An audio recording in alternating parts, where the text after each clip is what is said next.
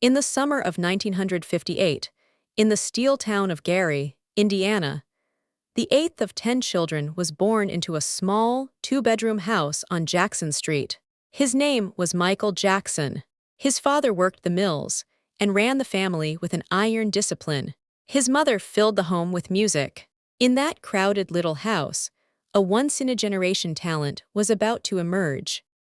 Michael was barely 5 when his father set his sons up as a band, the Jackson 5, with little Michael out front.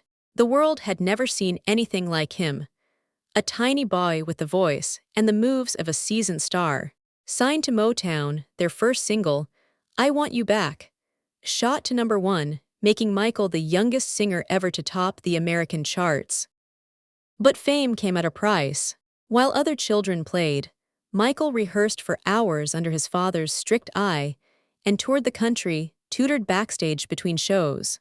Mobbed wherever he went, he could never simply be a kid, a loss he would carry for the rest of his life. As he grew, Michael longed to step out on his own.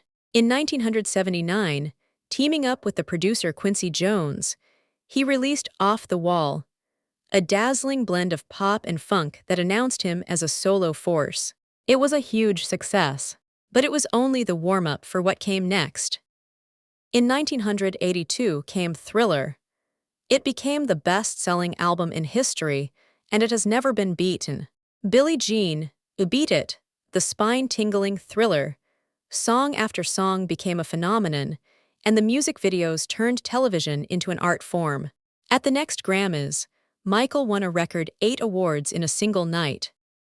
Then, in 1983, on a live television special, he performed Billie Jean and glided backwards across the stage in a move the world had never seen. The Moonwalk made him a legend overnight. Michael Jackson wasn't just a singer anymore. He was the greatest entertainer on earth. He became known as the King of Pop. He smashed through barriers, becoming one of the first black artists in heavy rotation on MTV and opening doors for countless others. The fedora, the single white glove, the impossible dance moves, he was instantly recognizable to billions, a global icon like no one before him. And he gave back.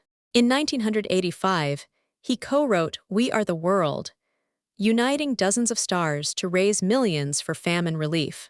With albums like Bad and Dangerous and record-breaking world tours, Michael spent the 1980s and 90s as the most successful entertainer on the planet. But the higher he rose, the stranger his world became. He built a fairground home called Neverland, clinging to the childhood he had never had.